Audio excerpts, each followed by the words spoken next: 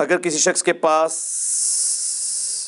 اپنے ہی چلتے کاروبار میں پیسے انویسٹ کرنے کے پیسے نہ ہوں اور کوئی دوسرا شخص اس کو انویسٹمنٹ کی نیت سے دے اور وہ کاروباری شخص اسے یقین دلائے کہ 100% آپ کے پیسے نہیں ڈوبیں گے اور کہے کہ ایک خاص مدت کے بعد آپ کے پیسے میں آپ کو دے دوں گا اور پروفٹ کا کچھ حصہ ان پیسے کے اوپر آپ کو دوں گا، تو کیا وہ اضافی پیسے سود ہوں گے؟ ایک کیس میں سود نہیں ہوں گے اور ایک کیس میں سود بن جائیں گے۔ اس کو آپ اصولی طور پر سمجھ لیں۔ آپ نے کسی سے 10 لاکھ روپیہ ادھار لیا اور آپ نے کہا کہ میں آپ کو یہ قرض بھی واپس کر دوں گا، اوپر کچھ دے دوں گا، وہ تو 100% سود ہے۔ اس کی بجائے آپ اسے ریٹرن میں ایگریمنٹ کریں کہ یہ 10 لاکھ آپ مجھے دیں، میں جو کچھ بھی اس سے کماؤں گا نا اس کا 5% یا 10% یا 20% جو بھی آپ طے کر لیں وہ آپ کو دوں گا۔ 10 لاکھ کا 5% نہیں، وہ سود ہوگا۔ جو کما رہے ہیں اس کا 5، 10 یا 15 یا 20 یا 50%۔ یعنی اگر آپ نے کمایا ہے نا اس سے 50,000 اور آپ نے کہا میں آپ کو 50% دوں گا، تو آپ اسے 25,000 دے دیں۔ اگلی دفعہ آپ نے 20,000 کمایا، آپ اسے 10,000 دے دیں۔ اگلی دفعہ آپ نے 5,000 کمایا، آپ اسے 2,500 دے دیں۔ یہ نہیں ہوگا کہ تو پچھلے مہینے تو مجھے تو نے 10,000 دیا تھا، اس دفعہ مجھے 5 کیوں دے رہا ہے؟ نہیں، طے ہوا ہے، اس پہ ظلم نہیں ہوگا۔ اور اگر خدا نخواستہ نقصان ہوا تو نقصان کی صورت میں اگر ٹوٹل انویسٹمنٹ اس بندے کی ہے تو نقصان ٹوٹلی وہ بندہ اٹھائے گا جس کی انویسٹمنٹ ہے۔ یہ انصاف ہے۔ کیوں؟ آپ کی محنت ضائع ہوگی، اس کا پیسہ ضائع ہوگا۔ سمجھ آئی؟ آپ کا نقصان یہ کہ آپ کی محنت ضائع ہوئی، اس نے تو محنت نہیں کی، وہ سلیپنگ پارٹنر ہے، اس کی رقم ڈوبے گی، آپ کی محنت ڈوبے گی، کیونکہ آپ کو بھی تو پروفٹ کوئی نہیں ہوا۔ آپ کا نقصان یہ ہے کہ آپ نے جو محنت کی وہ ڈوب گئی، اس کا نقصان یہ ہے کہ اس کا اتنا پیسہ ڈوبا۔ اور پروفٹ کے کیس میں آپ پروفٹ اس لیے لے رہے ہیں کہ آپ اس پیسے سے محنت کر رہے ہیں، وہ پروفٹ اس لیے لے رہا ہے کہ اس نے آپ کو پیسہ دیا ہوا ہے۔ یہ تھم رول ہے۔ یعنی رقم کی پرسنٹیج لینا سود ہے، پروفٹ کی پرسنٹیج لینا کاروبار ہے، حلال ہے، منافع ہے۔ اکثر اپنے بڑوں سے سنتے ہیں کہ جس مسلمان کی وفات والے دن یا اس کے جنازے کے دوران بارش ہو وہ نیک آدمی ہوتا ہے۔ اسی بزرگ سے صرف یہ پوچھ لیں کہ اگر وہ دوسرے فرقے کا ہو تو ٹائم قیامت آ کے ان جواب دے۔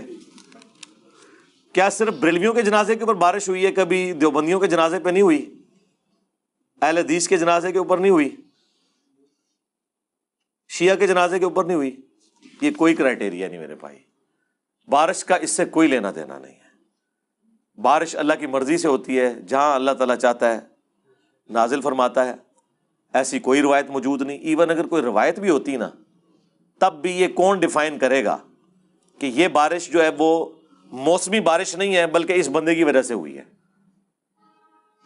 تو بعض لوگ کہیں گے جی اچانک ہوئی ہے۔ سرکار اکثر بارشیں اچانک ہی ہوتی ہیں۔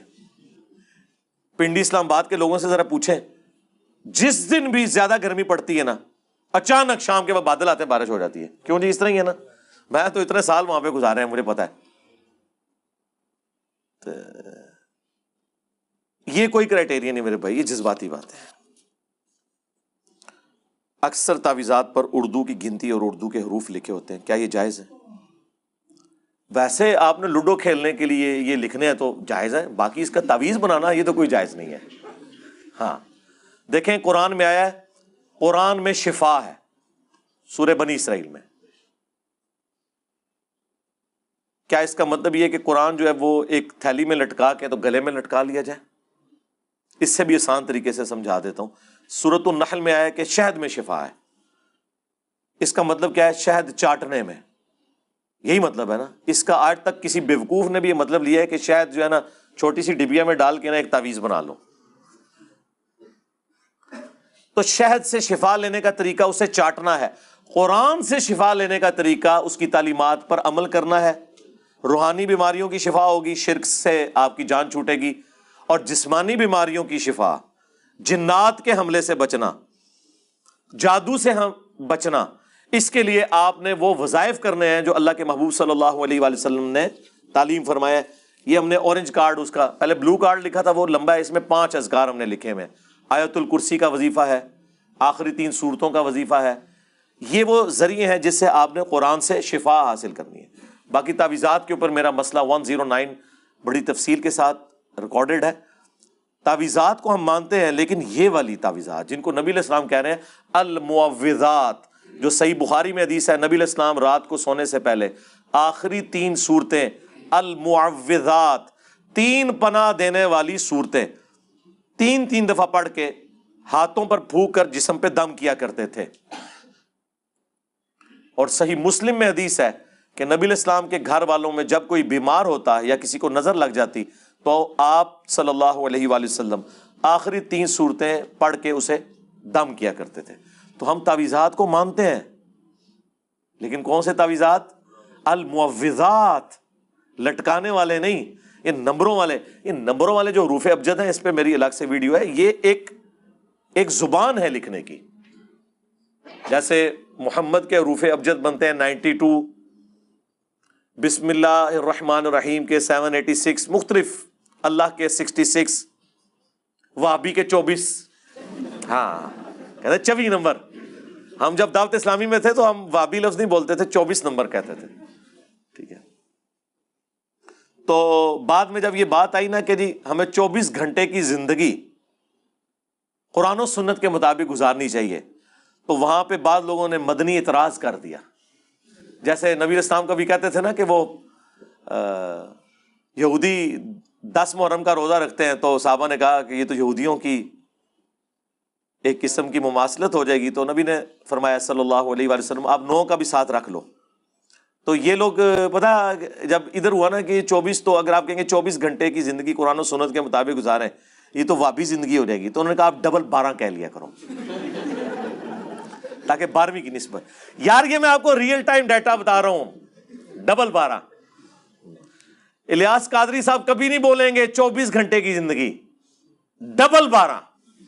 ہاں جب آپ کی پستی کا لیول یہ ہو کہ آپ ڈیجٹس کے اندر الجھے ہوئے ہوں. آپ میں اور غیر مسلموں میں کیا فرق ہے؟ وہ کہتے ہیں 13 نمبر جو ہے ان لکی ہے، ٹھیک ہے، اور آپ کہتے ہیں جی 12 نمبر لکی ہے. ٹھیک ہے، وہ سارے ہی اللہ کے نمبر ہیں بھائی، الحمدللہ. کلمہ کفر کے بارے میں مختصر سی وضاحت کرتے ہیں جس کے بولنے سے مسلمان اسلام سے خارج ہوتا ہے. کلمات کفر وہ ہیں جن میں صراحتاً اللہ اور اس کے رسول کی توہین کسی نے کی ہو، نعوذ باللہ. ظاہر ہے یہ فیصلہ اہل علم کریں گے کہ توہین بنتی ہے نہیں، یا ضروریات دین میں سے کسی چیز کا انکار کرتا ہے. اللہ کا انکار، رسول اللہ کا انکار، قرآن کا انکار، ختم نبوت کا انکار، نماز کی فرضیت کا انکار، زکوٰۃ کے فرض ہونے کا انکار، حج کے فرض ہونے کا انکار، قرآن کی کسی ایک آیت کا انکار، اللہ کی کسی صفت کا انکار. جو بھی ضروریات دین کی چیزیں ہیں ان میں سے کسی کا کوئی انکار کرتے یا اس کی توہین کرتے تو اس کے اوپر پھر ہم یہ کہیں گے کہ یہ اس نے کلمات کفر بولے ہیں. اس پہ وہ تجدید ایمان بھی کرے گا اور تجدید نکاح بھی کرے گا. اس کے لیے کوئی پبلک کو بتانے کی ضرورت نہیں ہے، ورنہ سارے پہنچ جائیں گے اکرام مسلم کے لیے. بس 2 بندے بیٹھیں گواہ کے طور پر، میاں بیوی ایجاب و قبول کر لیں نئے حق مہر کے بس، دیٹس آل، تو وہ کافی ہوگا. تجدید ایمان تو ہم روزانہ کرتے ہیں. رات کو سونے سے پہلے بخاری مسلم میں حدیث ہے کہ جو شخص سورۃ البقرہ کی آخری 2 آیات پڑھ لے گا اسے ہر چیز سے کفایت کریں گی. اس میں تجدید ایمان ہی ہے نا. آمن الرسول بما انزل الیہ من ربہ والمؤمنون کل آمن باللہ وملائکتہ وکتبہ ورسلہ، سارے کے ساری ایمانیات اس میں آ رہی ہیں.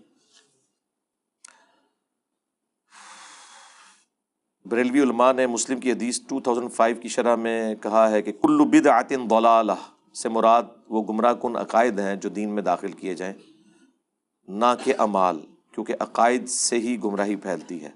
جی اعمال بھی ہیں، اس کے اوپر میں تفصیلی ویڈیو ریکارڈ کروا چکا ہوں 5 گھنٹے کی، مسئلہ 75A اور B. اس کے علاوہ بھی میرے کلپس ہیں، آپ یہی لکھ دیں بدعت، اچھی بدعت، بری بدعت، میری کئی ایک ویڈیوز کھل جائے گی. اگر یہ وہ ان کا دعویٰ ہم انہی کے اصول پہ پلٹ دیتے ہیں. وہ کہہ رہے ہیں نا کہ عقیدے میں بدعت ہوتی ہے، اعمال میں نہیں ہوتی، تو انہیں کہیں کہ پھر آپ عید کی اذان دیا کریں. اذان دینا عقیدہ تو نہیں نا، عمل ہے نا، تو دیں۔ وہ کیا کہیں گے کہ رسول اللہ سے ثابت نہیں ہے، انہیں کہ نہیں، نبی علیہ السلام نے کہیں منع کیا، کیونکہ منع تو نہیں کیا لیکن آپ کے مبارک زمانے میں نہیں دی جاتی تھی، انہیں کہ آپ کی تو ڈیفینیشن ہے جو منع نہ کیا گیا ہو وہ آپ کر سکتے ہیں، تو منع تو کوئی نہیں، تو 2 اذان عید کی، اس کو وہ خود بھی بدعت کہیں گے جی۔ تو اعمال کی بدعت کو وہ مانتے ہیں۔ تبلیغی جماعت کے سروزے لگانے کو بدعت ہی کہتے تھے جب تک دعوت اسلامی نہیں بنی تھی۔ تو یہ نہ سمجھیں کہ یہ لوگ بدعت نہیں ان چیزوں کو سمجھتے، اعمال کو بھی بدعت سمجھتے ہیں۔ وہ رہ گئی وہ اعمال جو دین کو سپورٹیو ہیں تو وہ بدعت نہیں ہوتے، اس کو تو ہم نے بھی کبھی بدعت نہیں کہا۔ اس کی اصل صحیح مسلم میں ہی ہے کہ جس نے اسلام میں اچھا طریقہ جاری کیا، وہاں الفاظ ہیں سنت حسنۃ،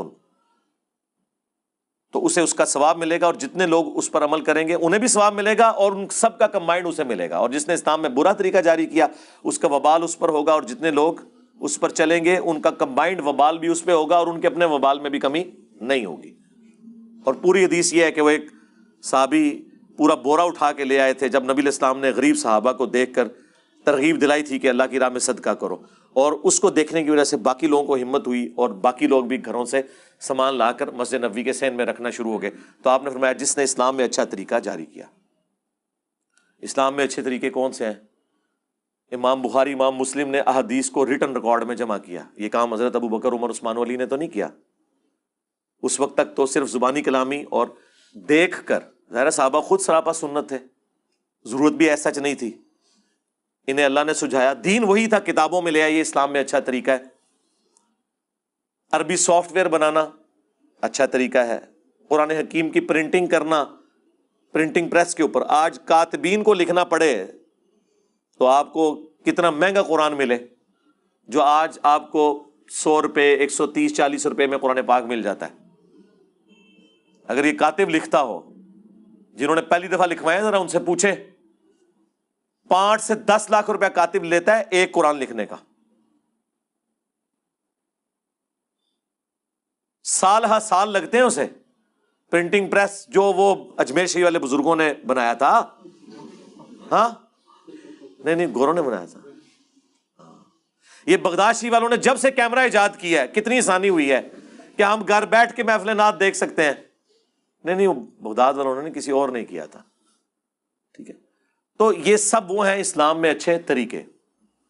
حج پہ جانے کے لیے جہاز میں جانا، آپ کو پتا ہے 1972 میں پہلی ایئر فلائٹس حج کے لیے شروع ہوئی، اس سے پہلے لوگ پیدل جاتے تھے یا بحری جہاز میں، بحری جہاز والے بھی 2 سے 3 ہفتے میں پہنچتے تھے، پیدل والے تو 4 مہینے میں۔ تو جہاز کے سفر کے آغاز سے ہی حاجیوں کی تعداد 2 سے 3 سال میں ڈبل ہو گئی تھی، کیونکہ اتنی مشقت کو اٹھا نہیں سکتا نا کہ 4 مہینے کے لیے جائے، پھر فیملی کے ساتھ کیسے ٹریول کوئی کرے، راستے میں قافلے لٹتے تھے، چوروں کا ڈر اور باقی معاملات۔ آج صرف 4 گھنٹے لگتے ہیں، آپ اسلام آباد سے جہاز میں بیٹھے ایگزیکٹلی 4 گھنٹے کے اندر آپ جدہ لینڈ کر جاتے ہیں، اور جدے سے مکہ 50 منٹ کی ڈرائیو ہے۔ آپ پاکستان بننے سے پہلے کی کتابیں پڑھیں نا حج اور عمرے کے طریقے کی، اس میں لکھا ہوگا جدے سے مکہ 2 دن اور 1 رات کا سفر ہے۔ اندازہ کرو آپ اپنے ملک کے اندر بھی 2 دن اور 1 رات کا سفر اونٹ پہ کریں نا تو لگ پتہ جائے گا، اور یہاں سے سعودیہ جانا۔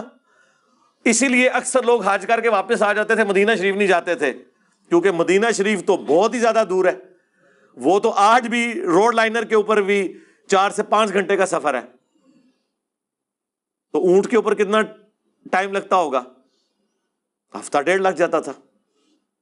تو اس لیے لوگ بس فرض ہی پورا کیا واپس آ گئے۔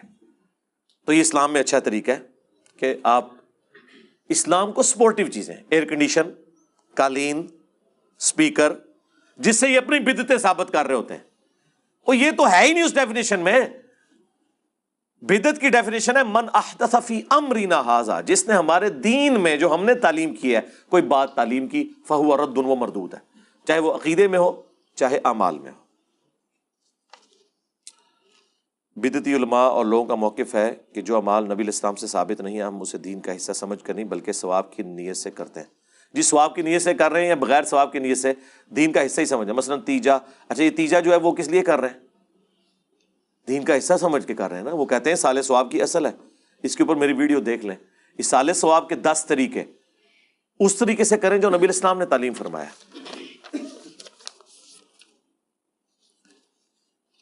ایک بریلوی بھائی کے اعتراض پر پھکی دیں کہ نبی علیہ السلام نے قبر مبارک پر آ کر مانگنے کی تعلیم نہیں دی، لیکن اس سے روکا بھی نہیں کہ ان سے نہ مانگے. جی روکا، کن کن باتوں سے روکے آپ کو پتہ نہیں؟ حضور علیہ السلام نے اپنے سامنے نہیں بات ہونے دی. جی مسند احمد میں حدیث ہے، امام بخاری الادب المفرد میں بھی لے کے اپنی کتاب میں، ایک صحابی نے کہہ دیا یا رسول اللہ ما شاء اللہ و شئت، اے اللہ کے رسول جو اللہ کی مرضی اور جو آپ کی مرضی. مانگنا تو بہت بڑی چیز ہے، انہوں نے صرف یہ کہہ دیا کہ جو اللہ چاہے اور جو آپ چاہیں.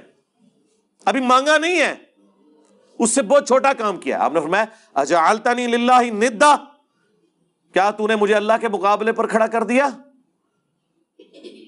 بل قل ما شاء اللہ وحدہ، بلکہ کہہ جو اکیلا اللہ چاہے. اس نے نہیں آگے سے کہا کہ یا رسول اللہ میں آپ کو غیر مستقل بالذات اور عطائی اور محدود سمجھ کے، یہ سارے دھوکے. توحید کے نام پر 10 دھوکے، میری ویڈیو دیکھ لیں، اس میں ساری میں نے ان چیزوں کو ایڈریس کیا ہوا. کیا ایسی کوئی روایت موجود ہے کہ نبی علیہ السلام اپنی قبر میں موجود ہیں دنیا کے حالات کو دیکھ رہے ہیں؟ نہیں، کوئی ایسی روایت موجود نہیں ہے، اللہ معافی دے. یہ جن کا بھی کلیم ہے یہ ان کا ذاتی کلیم ہے، کوئی ایسی روایت موجود نہیں ہے. کوئی ضعیف روایت بھی اس کے اوپر نہیں ہے کہ نبی علیہ السلام قبر مبارک میں بیٹھ کے تو اپنے سارے امتیوں کو دیکھ رہے ہیں. یہ کرالریز بناتے ہیں وہ، اور اس سے عقیدے ڈیڈکٹ کرتے ہیں. جو عقیدے اچھل اچھل کے قرآن و سنت سے نکل رہے ہوتے ہیں نا، وہ ڈیڈکٹ نہیں کرتے. بخاری اور مسلم دونوں میں حدیث ہے 70 صحابہ کو دھوکے سے شہید کر دیا چند لوگوں نے. حضور سے تو وہ جھوٹا بہانہ کر کے لے گئے کہ ہم نے اسلام قبول کیا تو ہمیں آپ اپنے بہترین افراد دیں، وہ ہمیں دین سکھائیں. نبی علیہ السلام نے اپنے جانثار 70 قرآن کے قاری ان کو دیے. پہلی تو بات حضور کو پتہ ہی نہیں تھا کہ وہ قتل کر دیں گے ان کو، ورنہ حضور دیتے. تو علم الغیب کا عقیدہ بھی فارغ. علم الغیب یہ ہے کہ جب اللہ بتائے گا، اللہ نے نہیں بتایا، نہیں پتہ چلا. جب انہیں دھوکے سے شہید کرنے لگے، ساروں کو شہید کر دیا. جب ان کے امیر کو شہید کرنے لگے سیدنا عاصم بن ثابت انصاری رضی اللہ تعالیٰ عنہ علیہ السلام، تو انہوں نے کہا اے اللہ ہمارے نبی کو ہمارے حال کی خبر کر دے. ہم دنیا سے جا رہے ہیں اس حال میں کہ ہم تجھ سے راضی ہیں اور تو ہم سے راضی ہو. اے اللہ ہمارے حال کی خبر ہمارے نبی کو کر دینا. اور نبی علیہ السلام، بخاری کے الفاظ ہیں، نبی علیہ السلام کہتے ہیں مجھے جبرائیل نے ابھی خبر دی ہے کہ تمہارے ساتھیوں کو شہید کر دیا گیا، اور انہوں نے مرتے وقت اپنے رب کے حضور یہ دعا کی. انہوں نے حضور جب دنیا میں موجود تھے یہ نہیں کہا یا رسول اللہ مدد، یا رسول اللہ انظر حالنا، اے اللہ ہمارے نبی کو ہمارے حال کی خبر کر دے. اس حدیث پہ میں نے کہا تھا 1 حدیث اور 3 عقیدے. علم الغیب کا عقیدہ فارغ، انہوں نے کہا اللہ بتائے گا. نمبر 2 حاضر و ناظر فارغ کہ رسول اللہ مدینے میں ہوتے ہوئے ہمیں دیکھ رہے ہیں، انہوں نے کہا نہیں اللہ اطلاع دے گا. اور نمبر 3 رسول اللہ کو مدد کے لیے نہیں پکارا، اللہ کو ریکویسٹ کی. 1 حدیث جو بخاری مسلم دونوں میں ہے، 3 عقیدے جو ہے وہ کلیئر کر دے گی. توحید کے نام کے اوپر 10 دھوکے توحید سے دور کرنے کے لیے. یہ میری ویڈیو آپ دیکھ لیں. کیا نبی علیہ السلام وفات تک رفع الیدین ثابت ہے؟ جی ثابت ہے. مسئلہ 70B دیکھ لیں. نبی علیہ السلام نے رفع الیدین سے ہی نماز پڑھی ہے، وفات تک کا تو معاملہ ہی نہیں، کوئی اور طریقہ ثابت ہی نہیں ہے. اور جب مولا علی علیہ السلام صحابہ کو نماز کا طریقہ رفع الیدین سے سکھائیں، تو پھر کیا مولا علی سے بھی یہ پوچھو گے کہ وفات تک کیا تھا؟ تو اس کے اوپر میری ایک ویڈیو آنے والی ہے، جو اکثر ان سے لائیو سیشن میں سوال کرتے ہیں جی جز رفع الیدین ثابت ہے کہ نہیں. میں جناب دسیا ثابت ہے کہ نہیں، اور وہ کے کچھ ثابت ہویا ہوا ہے، وہ کلپ تیار ہو گیا ہوا ہے بڑا خطرناک قسم کا، جس سے کانپیں ٹانگیں گی. اتنا خطرناک ہے کہ ٹانگیں کانپیں گی. وہ کلپ تیار ہے انشاءاللہ.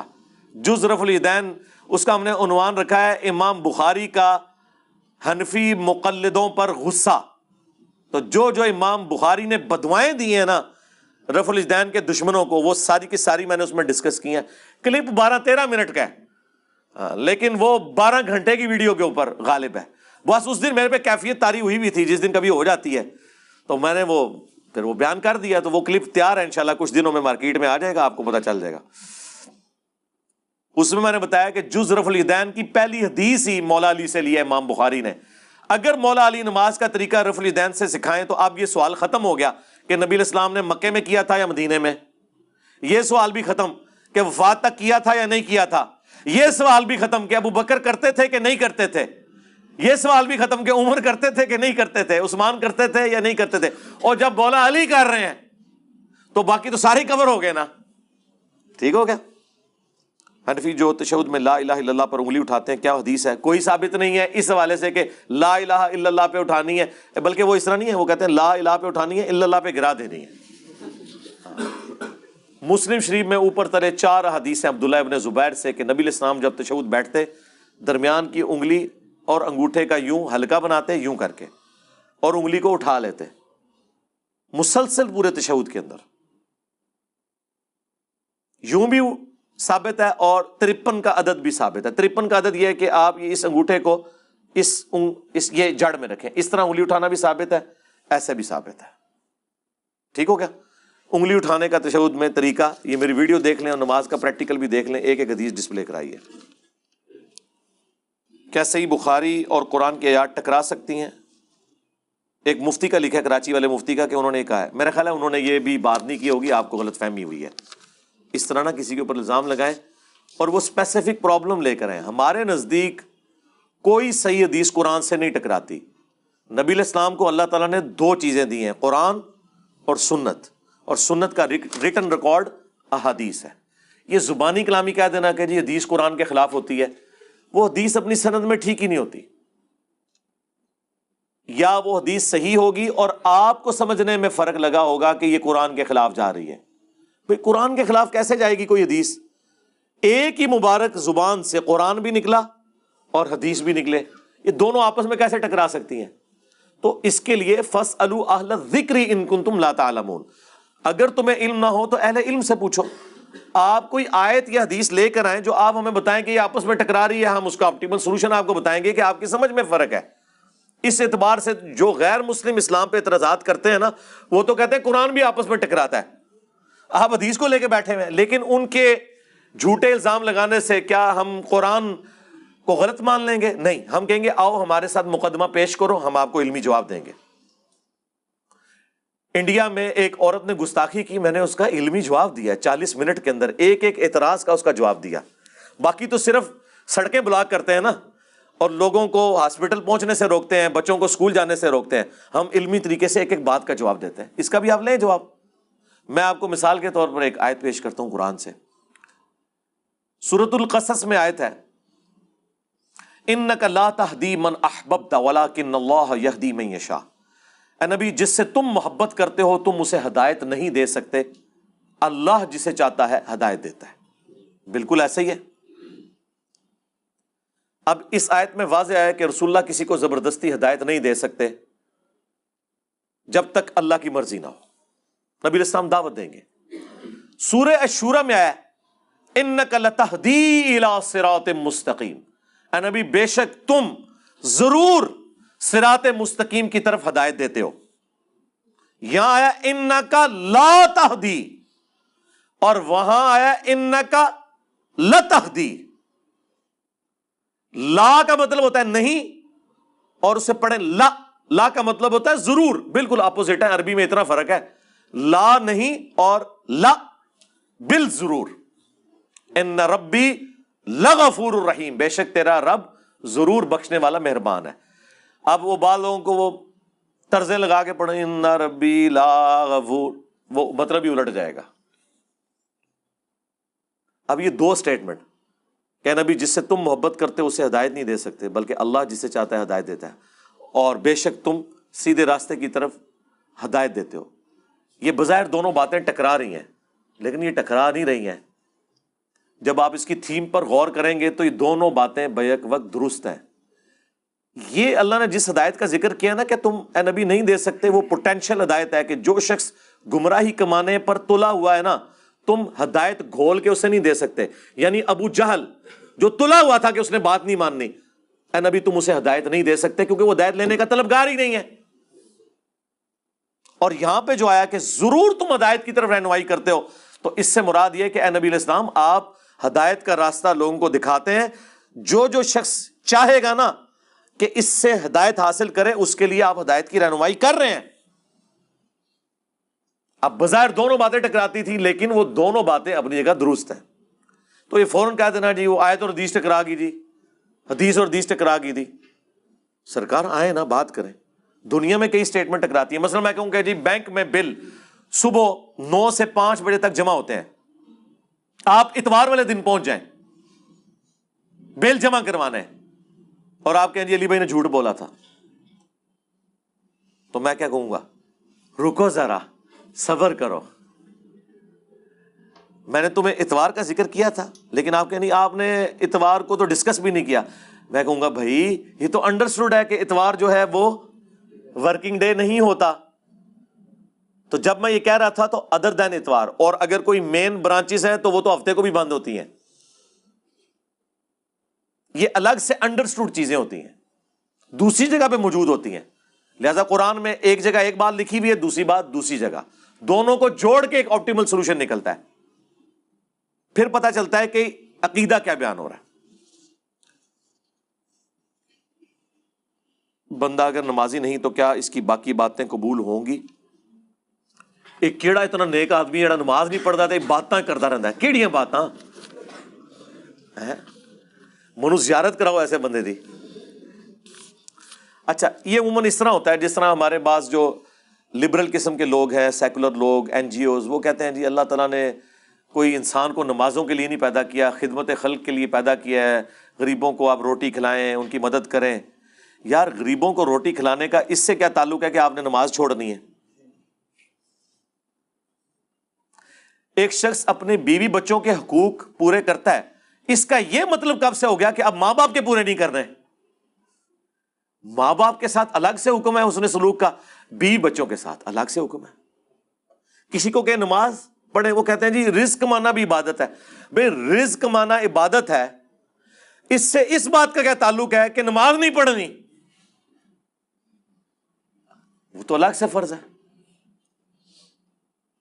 نماز کے اوپر اتنی اہمیت اس لیے دی جاتی ہے کہ بے نمازی پاکستان کے شناختی کارڈ میں مسلمان ہے، اللہ کے نزدیک وہ کافر ہے عملاً. جی سورہ الروم کی آیت نمبر ہے 31، وَأَقِیمُوا الصَّلَاةَ وَلَا تَكُونُوا مِنَ الْمُشْرِكِينَ، نماز قائم کرو، مشرکوں میں سے نہ ہو جاؤ. یعنی جو مشرک ہے نا وہ نماز نہیں پڑھتے، مسلمان نے نماز پڑھنی ہے. اور صحیح مسلم کی حدیث، نبی صلی اللہ علیہ وآلہ وسلم نے فرمایا کہ بندے کے کفر اور ایمان، شرک اور اسلام کے درمیان فرق نماز ہے. اور صحیح مسلم میں یہ حدیث ہے، عبداللہ ابن مسعود کہتے ہیں کہ نبی علیہ السلام کے مبارک زمانے میں اگر کوئی بیمار بھی ہوتا تھا اور 2 بندوں کے سہارے مسجد آ سکتا تھا تو مسجد میں نماز پڑھتا تھا، کہیں اسے منافق نہ سمجھ لیا جائے. یعنی اس زمانے میں تو اگر گھر میں بھی کوئی نماز پڑھتا تھا نا تو کہتے تھے فارغ ہے. ہاں. اور جامعہ ترمذی کی حدیث کہ نبی علیہ السلام نے فرمایا ہمارا اور منافقین کا عہد نماز کی بنیاد پہ ہے، جس نے جان بوجھ کے نماز چھوڑی اس نے کفر کیا. اور جامعہ ترمذی میں حدیث ہے، عبداللہ بن شقیق تابعی کہتے ہیں کہ صحابہ کرام تارک الصلاح کو کافر تصور کیا کرتے تھے، صرف تارک الصلاح نماز چھوڑنے والے کی تکفیر کرتے تھے. اندازہ کریں آپ اس لیول کے اوپر جب آپ کو چیزیں سمجھائی جائیں پھر بھی نہ سمجھ آئیں. باقی میری ایک ویڈیو دیکھ لیں، بے نمازیوں کو نمازی بنانے والی ویڈیو، وہ پوری ویڈیو مسئلہ 196 ہے، کاش میں دنیا میں واپس جا سکتا. سورہ السجدہ کی 11 آیات میں نے اس میں کور کی ہیں. کیا پاکستانی فوج اور حکومت پہ فرض ہے کہ کشمیر اور فلسطین اور چین کے مسلمانوں کے لیے جنگ کریں؟ اس کے اوپر میں نے ایک کمپلیٹ نیریٹو دیا ہوا ہے. آپ بیت المقدس، جہاد، فلسطین، یہ سب کچھ لکھیں، اس کے بعد یہ سارے معاملات کھل جائیں گے. یہ اتنا آسان کام نہیں ہے کہ آپ 1000 بندہ یا 2000 بندے ڈنڈے لے کے تو کشمیر فتح کرنے کے لیے نکل پڑے. یہ معاملات اتنے سادہ نہیں ہیں جتنے آپ کو سمجھ آ رہے ہوتے ہیں. تو آپ وہ ویڈیو دیکھ لیں, ایک پورا مقدمہ ہے. کیا غیر مسلمانوں کے کندھوں پر بھی فرشتے ہوتے ہیں؟ جی, مسلم ہو یا غیر مسلم, سب کے نامہ اعمال لکھنے کے لیے اللہ نے فرشتے مقرر کیے ہیں. یہ کندھا مطلب یہ نہیں ہے کہ ادھر بیٹھے ہوئے ہیں کوئی ٹیک لگا کے تھک جاندے ہیں, ان کو تو کوئی مسئلہ نہیں, یہ بس ساتھ اٹیچ ہیں بس, ٹھیک ہے. اور ان کی ڈیوٹیاں چینج ہوتی ہیں. بخاری مسلم میں حدیث ہے کہ جو فجر کے وقت فرشتے آتے ہیں وہ عصر کے وقت واپس جاتے ہیں, جو عصر کے وقت آتے ہیں وہ فجر کے وقت واپس جاتے ہیں. اور اللہ تعالیٰ ان سے پوچھتا ہے, حالانکہ جانتا ہے کہ میرے بندوں کو کس حال میں پایا. وہ کہتے ہیں جب گئے تھے فجر پڑھ رہے تھے, جب آئے تھے تو عصر پڑھ رہے تھے. عصر والے کہتے ہیں جب گئے عصر پڑھ رہے تھے, جب آئے تو فجر پڑھ رہے تھے. تو یہ خوش نصیبی ہے کہ آپ ہر وقت یعنی نمازوں کے اوقات کے اندر فرشتے چینج ہوتے ہیں. تو یہ سب کے ساتھ اٹیچ ہے. اس طریقے سے لوگ پوچھتے ہیں جی قبر میں کافروں سے بھی وہی سوال ہوں گے جو مسلمانوں سے. سرکار وہ ساری انسانیت سے وہی سوالات ہونے ہیں. اکثر لوگ قربانی کے جانور کا گوشت اچھا نکال لیتے ہیں اور باقی غریبوں میں بانٹ دیتے ہیں, ایسا درست ہے؟ ہم تو ان کو کہتے ہیں شیم آن یو. لن تنالوا البر حتى تنفقوا مما تحبون, کبھی بھی تم نیکی کے اعلیٰ درجے کو نہیں پہنچ سکتے جب تک کہ اپنی پسندیدہ چیز اللہ کی راہ میں قربان نہ کر دو. چوتھا پارہ سٹارٹ ہی اس سے ہو رہا ہے, سورہ آل عمران کی آیت ہے. تو یہ بالکل غلط اپروچ ہے کہ اس طریقے سے حرکت کی جائے. آپ ایونلی ڈسٹریبیوٹ کریں, اس کے بعد اس اعتبار سے ریشو پروپورشن بنا لیں. بل ہم تو ایسا نہیں کرتے ہیں جی, ہم تو الحمدللہ زیادہ گوشت بانٹ ہی دیتے ہیں. گھر رکھ کے کیا کرنا ہے یار. میرے جسم پر بہت زیادہ بال ہیں, میری بیوی چیسٹ کے ہیئر کاٹنے کا بولتی ہے, تو کیا میں داڑھی کے علاوہ سارے بال ریموو کر لوں؟ عذاب ڈال لیں گے اپنی جان کو میرے بھائی. کتنی دفعہ ریموو کریں گے؟ جتنی بار کریں گے اور نکل آئیں گے, اور پھر اس کے ساتھ میڈیکل ایشوز بھی جڑے ہوئے ہیں. یہ بیسیکلی ایک آپ سمجھ لیں جینیٹک ڈس آرڈر ہوتا ہے. آپ دیکھیں گے جن لوگوں کے سر کے بال جھڑ جاتے ہیں نا, ان کے جسم پہ بہت بال ہوتے ہیں. اب میرے جسم کے اوپر نہ ہونے کے برابر بال ہیں, لیکن میرے سر کے بال بہت زیادہ گھنے ہیں. یہ ایک ریشو پروپورشن ہے اس اعتبار سے. تو اب جسم کے اوپر آپ بال ریموو کریں گے, کدھر کدھر سے کریں گے؟ پہلے عورتیں کرتی تھی, اب مردوں نے بھی کرنے شروع کر دیے. وہ باڈی بلڈرز بھی کر رہے ہوتے ہیں, اور پھر تیل لگاتے ہیں اور کہتے ہیں اپنے لیے عذاب ڈالا ہوا ہے. تو مہربانی کر کے انہیں اس حوالے سے تھوڑا قائل کریں کہ یہ آپ میرے لیے کیوں ایک مصیبت کھڑی کرنے جا رہے ہیں. باقی اس کے اوپر ہم کوئی شرعی فتویٰ نہیں لگائیں گے. یہ کوئی ایسے بال نہیں ہیں جن کے ریموو کرنے کا منع کیا گیا ہو. ظاہر داڑھی کے بارے میں حکم ہے, باقی بالوں کے بارے میں تو وہ نہیں ہے. لیکن میڈیکلی اس طرح کی چیزیں ریموو کرنے کے جو نقصانات ہیں, اس کے لیے آپ کسی اسکن اسپیشلسٹ سے رابطہ کریں. وہ جو آپ کے لیے ڈیسائیڈ کرتا ہے نا, آپ وہ کر لیں. شرعی اعتبار سے اس کی کوئی ممانعت نہیں ہوگی. لیکن اگر میڈیکلی اس کا کوئی نقصان آپ کو نہ ہوا, اگر میڈیکلی نقصان ہے تو ہر وہ چیز جو آپ کو نقصان میں ڈالے ہم اس کی مخالفت کریں گے. ہم سگریٹ کو کیوں غلط کہتے ہیں؟ اس لیے نہیں کہ سگریٹ نشہ ہے. سگریٹ نشہ ہونے کی وجہ سے نہیں, وہ نشہ تو ہے ہی نہیں ہے. یہ تو نہیں کہ سگریٹ پی کے کسی کو نشہ چڑھ جاتا ہے, اس وجہ سے کہ قرآن میں واضح فتویٰ ہے سورہ البقرہ میں, وَلَا تُلْقُوا بِأَيْدِيكُمْ إِلَى التَّهْلُكَةِ, اپنے ہاتھوں سے اپنے آپ کو ہلاک مت کرو. اور یہ صرف سگریٹ کو میں سنگل آؤٹ نہیں کر رہا, جو شوگر کا مریض ہے نا اور وہ دبا کے چینی والی چیزیں استعمال کرتا ہے, وہ بھی سگریٹ پینے والے کی مترادف ہے, جب اسے یہ پتہ چل گیا کہ میرے لیے یہ نقصان دہ ہے. اسی طریقے سے جو کولیسٹرول کا مریض ہے اور جان بوجھ کے وہ چکنائی والی چیزیں کھا رہا ہے, وہ بھی سگریٹ پینے والے کے مترادف ہے. لو جی, ہوں سگریٹ پینے والے نا میڑا دے مار سکتے نہ کسی نو. اچھا میں سگریٹ پینا, تو ادھر کڑھائیاں بڑھا بڑھا کے کھانا ہے. ہاں, تو ہم نے سگریٹ والوں کو بھاگنے کا راستہ بھی دے دیا. تو اس لیے میڈیکلی جو چیز بھی آپ کی صحت کے لیے نقصان دہ ہے, آپ اس کا استعمال چھوڑ دیں. کسی کے لیے چائے نقصان دہ ہو جاتی ہے, چائے وہ کم سے کم کر دیں. حلال چیز کو ہم حرام تو نہیں قرار دے سکتے نا, لیکن یہ تو کہیں گے کہ اب نمک سے بلڈ پریشر کسی کا بڑھتا ہے. وہ میری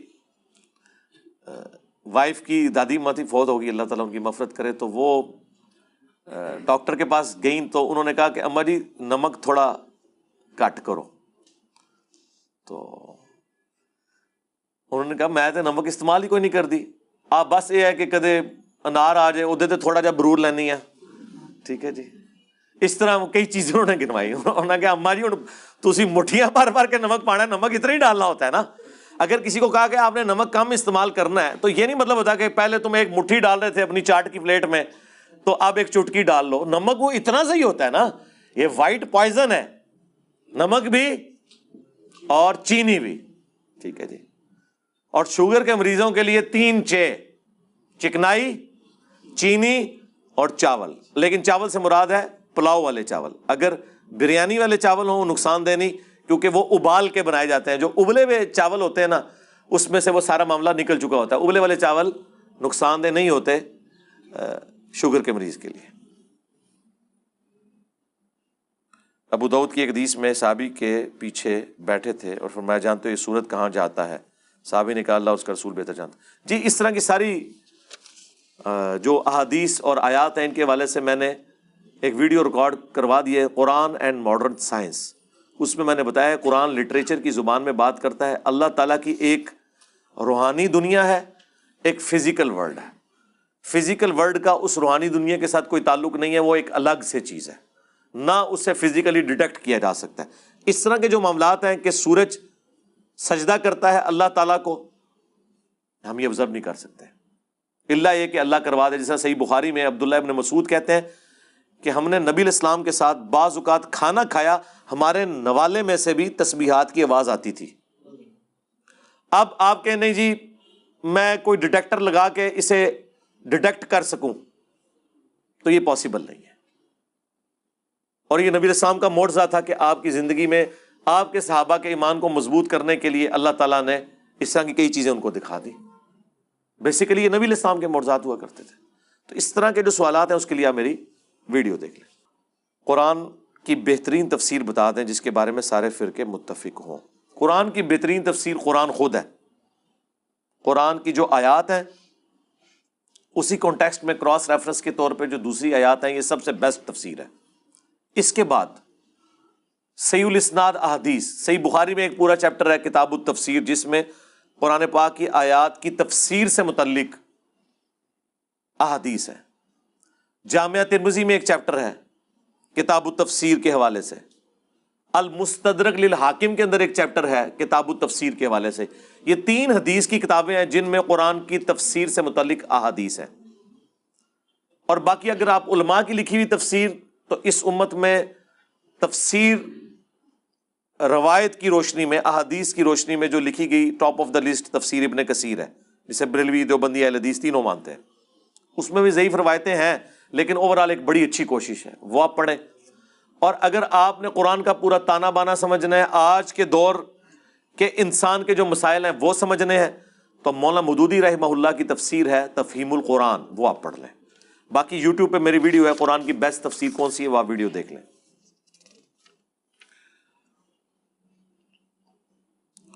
السلام علیکم. وعلیکم السلام. حکم اور اس کا بیٹا مروان صحابی تھے؟ نہیں, مروان صحابہ میں تو نہیں آتا, تابعین میں شمار کیا گیا, لیکن ناسبی تھا.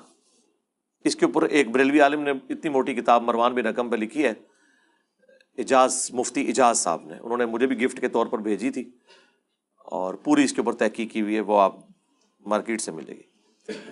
آپ اہل سنت کی جماعت سے آئے ہیں اور آپ کے زیادہ تر بیان حوالے بھی اہل سنت کتاب و سنت, مگر آپ کے زیادہ تر عقائد نظریات اہل حدیث والے ہیں. یہاں اہل سنت سے مراد آپ دیوبندی لے رہے ہیں یا بریلوی؟ کیونکہ بریلوی بھی اہل سنت کہتے ہیں اپنے آپ کو, دیوبندی بھی کہتے ہیں, اور آپ کو یہ پتہ نہیں تھا اہل حدیث بھی اپنے آپ کو اہل سنت ہی کہتے ہیں. کیونکہ جو 2 بڑی تقسیمیں ہیں نا, سنی اور شیعہ, اس میں بریلوی, دیوبندی اور اہل حدیث اہل سنت ہیں. اور اثنا عشری ہوں, اسماعیلیہ ہوں, زیدیہ ہوں, یہ شیعہ اسکول آف تھاٹس ہیں. تو ہمارے عقائد اہل حدیث والے نہیں ہیں, قرآن و سنت والے ہیں, نہ سنی والے ہیں نہ شیعہ والے ہیں. ہم توحید وہ بیان کر رہے ہیں جو قرآن میں لکھی ہوئی ہے. ہم نے کبھی یہ نہیں کہا کہ ہمارے عقائد اہل حدیث والے ہیں, جس کا ثبوت یہ ہے کہ میرے خلاف سب سے زیادہ کلپ بنائے ہیں نا اگر کسی نے, تو وہ بریلوی اور اہل حدیث ہیں. اگر میرے عقائد ان کے والے ہوتے تو وہ تو کہتے ہیں یہ ساڈا بندہ ہے. اور کیا ثبوت دیں آپ کو؟ ہمارے معاشرے میں نظر لگنا اور کالا جادو ہونا, اس کی کیا حقیقت ہے؟ جی ہو جاتا ہوتا ہے, اس کے اوپر میں پہلے بول چکا ہوں. آخری 3 صورتیں پڑھ کے دم کریں, اور اگر زیادہ مسئلہ ہو تو کسی ایسے عامل سے رابطہ کریں جو قرآن و سنت کی روشنی میں علاج کر رہا ہو. ٹھیک ہے. آپ نے ایک ویڈیو میں کہا تھا کہ حضرت حسن علیہ السلام کے جنازے پر تیر برسائے گئے، لیکن اس میں آپ نے کوئی تاریخی حوالہ پیش نہیں کیا، کیا آپ بتا سکتے ہیں کہ یہ واقعہ کہاں ہے؟ یہ تاریخی کتابوں میں آپ حضرت حسن علیہ السلام کا چیپٹر پڑھ لیں، اس میں اسود الغابہ میں جس کی شرح الاصابہ لکھی گئی، تاریخ الخلفاء دیکھ لیں، تاریخ ابن کثیر دیکھ لیں، تو کافی زیادہ یہ پرابلم اس حوالے سے ہوئے تھے، جھگڑا ہوا تھا۔ امام حسین علیہ السلام نے جنازہ پڑھانا تھا، لیکن مروان نے کہا میں گورنر ہوں اور یہ حکومتی عہدیدار کا کام ہے جنازہ پڑھانا۔ پھر یہی طے پایا کہ ٹھیک ہے تو یار پڑھا لے۔ وہی ہمارے والا عقیدہ ہے کہ نماز تو سب کے پیچھے ہو جاتی ہے، بلکہ ہمارا امام حسین والا عقیدہ ہے علیہ السلام۔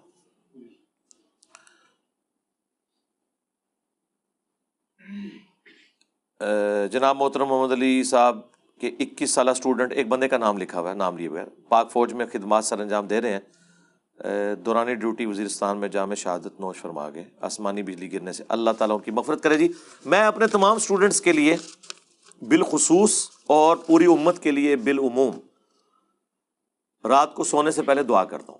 میری کوئی رات ایسی نہیں ہے جس میں نے زندہ اور مردہ دونوں مسلمانوں کے لیے دعائے مغفرت نہ کی ہو، یہ میری روٹین میں، اور آج درس کے اینڈ پہ بھی میں دعا کروا دوں گا انشاءاللہ۔ علماء جو قصے کہانیاں سناتے ہیں، ان کا کوئی خاص مقصد ہوتا ہے؟ کیا یہ پبلک کے ذہنوں میں تاثر ڈالنا چاہتے ہیں؟ جی تاثر ہی ڈالنا چاہتے ہیں نا، آپ کے ذہن کو الجھانا چاہتے ہیں تاکہ آپ کو اپنے ان بابوں کے ساتھ جوڑیں۔ اور قصے کہانیاں بھی صرف اپنے بابوں کی سناتے ہیں، دوسروں کے فرقوں کے بابوں کی بات کریں وہ ماننے کے لیے تیار ہی نہیں ہوں گے۔ یعنی اگر آپ الٹے بھی لٹکیں اور آپ کہیں کہ جی قاسم نانوتوی صاحب جو دیوبند مدرسے کے بانی تھے، وہ قبر سے نکل کے 2 مولویوں کی صلح کروا کے دوبارہ قبر میں چلے گئے، بریلوی نہیں مانیں گے اس کرامت کو، وہ کہیں گے ہمارا بابا نکلے گا تو ہم مانیں گے۔ ہاں تو یہ کرامتوں کی اور ان کی کہانیوں کی اوقات ہے۔ میرا ایک دوست ہے جو جماعت المسلمین کو فالو کرتا ہے، وہ کہتا ہے ہماری جماعت مسلمانوں باقی سب شرک کرتے ہیں۔ جی مجھے پتا ہے، جماعت المسلمین کے اوپر میری ویڈیو دیکھ لیں، تکفیری ہیں وہ، ظاہر ہے والدہ کا بھی جنازہ نہیں پڑھیں گے، یہ تکفیری پارٹی ہے۔ اور میں آپ کو بتاؤں، یہ جماعت المسلمین پہ تو تکفیری پارٹی ہونے کا الزام ہے، حقیقت بات یہ ہے کہ ساری تکفیری ہیں۔ جی ہاں ایک چیز یاد آ گئی، ہائے ہائے ہائے ہائے،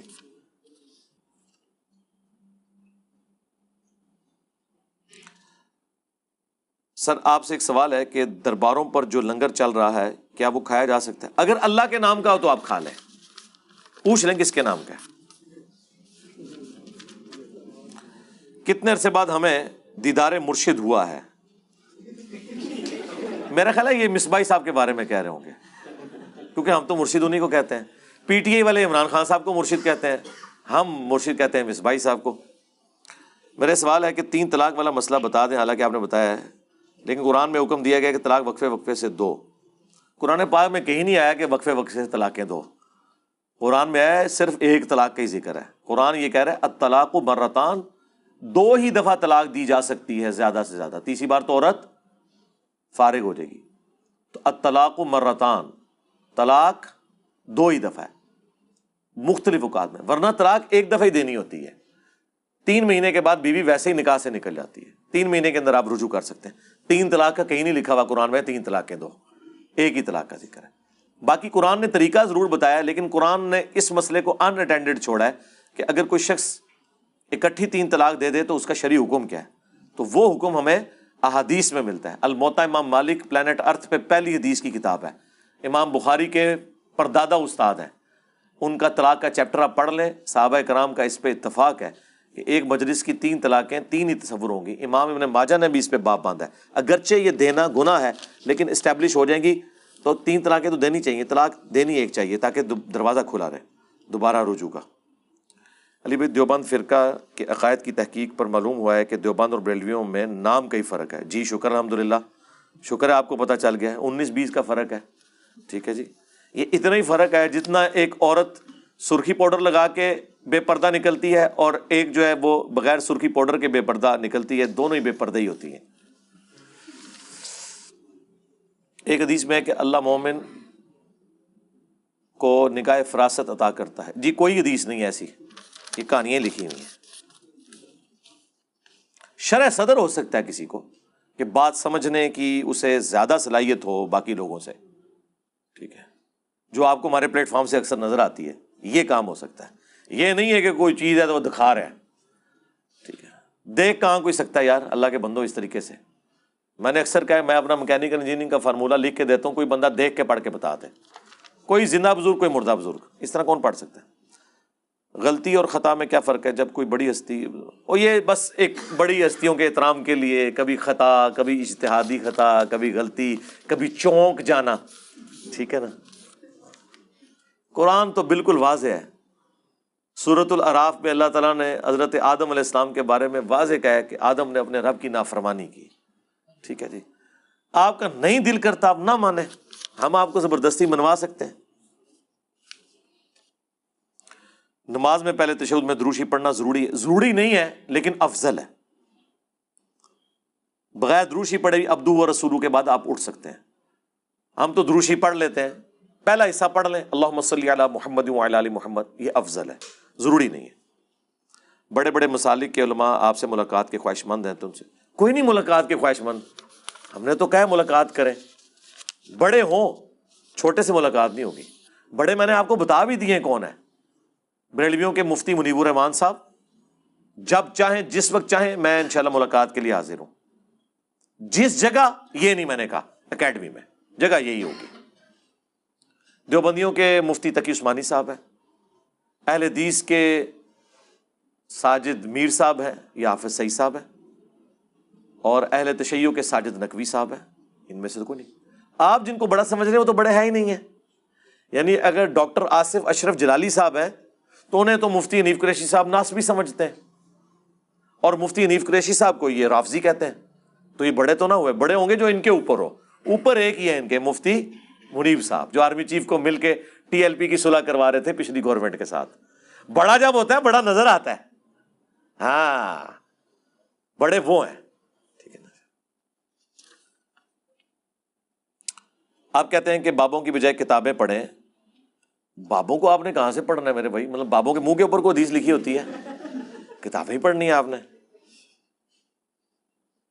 کیونکہ ہر بک بابوں نے لکھی ہے۔ بھائی وہ بابے تو ہے ہی نہیں ہے، وہ تو اہل بیت کے گستاخ، نبی علیہ السلام کے گستاخ، اللہ کے گستاخ، ان کو تو ہم مانتے ہی نہیں ہیں۔ جن بابوں کو عزت دینی ہے ان کی کتابیں ہم نے یہ رکھی ہوئی ہیں۔ تو ہم نے اکثر جملہ بولا ہے، ہم ان بابوں کو مانتے ہیں جو کتابوں کو مانتے ہیں، ٹھیک ہے، اور جو بابے کتابوں کے دشمن ہیں ہم ان کو نہیں مانتے۔ اس کے لیے میری یوٹیوب پہ ایک ویڈیو ہے، کتابوں کا خدا اور بابوں کا خدا، مجلس 100 بھی ہے، وہ آپ دیکھ لیں، اس کے سٹارٹ میں نے کلیئر کیا۔ علی بھائی، کیا اکثر علماء چاہے آج کے ہوں یا گزرے ہوئے ولید بن مغیرہ کا کردار ادا نہیں کر رہے؟ وَأَنْتُمْ تَعْلَمُونَ کی کیٹیگری میں نہیں ہے؟ جی ایسا ہی ہے، لیکن بعض اوقات واقعی کسی نے ایسے ماحول میں آنکھ کھولی ہوتی ہے کہ اسے تھنک آؤٹ آف باکس کرنے کا موقع ہی نہیں ملتا۔ ڈاکٹر طاہر القادری صاحب کو بھی اب مرنے سے پہلے یہ سمجھ آیا نا کہ بریلوی دیوبندی اہل حدیث سارے مسلمان ہیں۔ اب ہم اگر ان سے پوچھیں کہ حضرت احمد صاحب بریلوی صاحب تو ان کو مسلمان نہیں مانتے تھے، آپ کیا ان سے بڑے عالم ہیں؟ تو کیا جواب وہ دیں گے؟ اس عمر میں جا کے ان کو سمجھ آئی ہے کہ سارے ہی مسلمان ہیں۔ پوری زندگی تو یہ کس طرح تقریریں کرتے رہے ہیں دیوبند کے اور اہل حدیث کے خلاف، گستاخ، نجدی، وہابی، کیا کیا نام ان کے رکھتے رہے ہیں، اور آج ان کی تعریفیں کر رہے ہیں، ٹھیک ہے۔ جوانی کی ایک ان کی ویڈیو ہے جس میں یہ کہہ رہے ہیں کہ جی کبھی بھی حضرت معاویہ رضی اللہ تعالیٰ عنہ نے نہ حضرت علی کی توہین کی، نہ کروائی، نہ اپنے سامنے ہونے دی، اور بڑھاپے میں جا کے جب باپا جانی نے امیر شام کے نام کے نعرے لگائے ہیں تو کس قدر ان کے اوپر پھر یہ برہم ہوئے ہیں۔ تو اللہ کرے باقیوں کو بھی بڑھاپے میں جا کے سمجھ آ جائے، ہماری تو دعا ہے۔ اور دوسرا پہلو یہ ہوتا ہے کہ جب کوئی شخص حق کو جان بوجھ کر اناد کر دینا قبول کرنے سے، پھر اللہ کی طرف سے مہر لگ جاتی ہے۔ یہودی کہتے تھے ہمارے دلوں پر غلاف ہے، اللہ نے فرمایا نہیں، لعنت پڑی ہوئی ہے۔ وہ کہتے تھے دیکھو ہم پورا دن نبی کی بات سنتے ہیں پھر بھی اپنا عقیدہ نہیں چھوڑتے، ہم پہ کوئی بات اثر نہیں کرتی۔ اللہ نے فرمایا یہ فخر کی بات ہے، یہ تو لعنت پڑی ہوئی ہے تمہارے اوپر کہ تم اتنے واضح دلائل دیکھ کے بھی حق قبول نہیں کر رہے ہو۔ اس طرح یہ جو لوگ کہتے ہیں نہیں یہ صرف اپنے بزرگوں نے دین چھڑنا، کئی لوگوں نے ویڈیوز میں کہا آپ 1000 آیات بھی پیش کر دیں، 1000 احادیث بھی پیش کر دیں، ہم نے اپنے بزرگ نہیں چھوڑنے ہیں، یہ فخر کی بات ہے. اس پہ ہم یہی کہیں گے کہ نبی کے جیسا ہے ہی کوئی نہیں، بابے تے شے ہی کوئی نہیں. اللہ کے نبی کے ساتھ اپنا رشتہ جوڑو، بابے تو ساروں کے اپنے اپنے ہیں. ایک درخواست ہے کہ اگر آپ کے لیے مناسب ہو تو قرآن کلاس کی فریکوینسی بڑھا دیں. یار یہ بڑا مشکل ہے، ایک ہفتے میں ایک کلاس مشکل سے ریکارڈ ہوتی ہے، کیونکہ وہ پوری کیفیت میں 1 گھنٹہ بیٹھنا ہوتا ہے، ایک ترتیب سے شروع کرنا ہوتا ہے. فریکوینسی بڑھانا مشکل ہو جائے گا.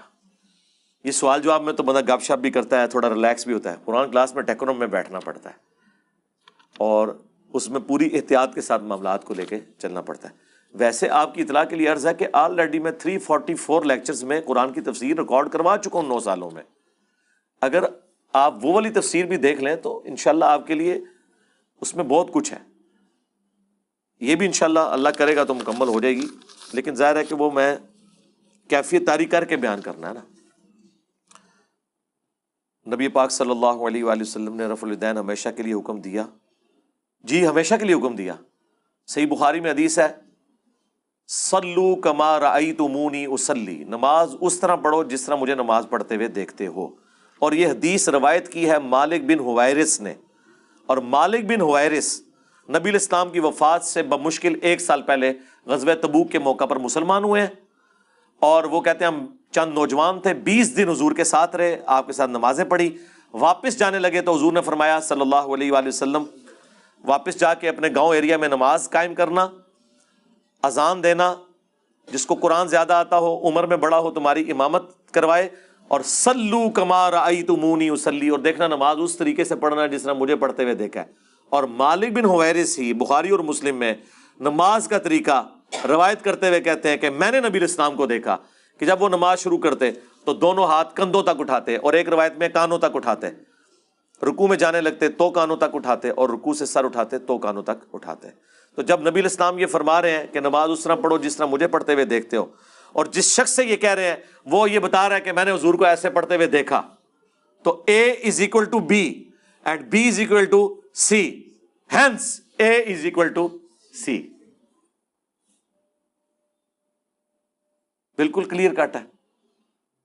بخاری مسلم کی حدیث ہے اللہ نے مجھے جوامع کلمات کے ساتھ مبعوث کیا ہے. میں بات مختصر کرتا ہوں اور مفہوم گہرا ہوتا ہے. جب یہ کہہ دیا کہ اس طرح نماز پڑھو جس طرح مجھے نماز پڑھتے ہوئے دیکھتے ہو، اب جن جن لوگوں نے رسول اللہ کو نماز پڑھتے ہوئے دیکھا اور وہ نبی الاسلام کی وفات کے بعد نماز کا طریقہ رفع الیدین کے ساتھ سکھا رہے ہیں، تو اس کا کیا مطلب ہے؟ بالکل واضح.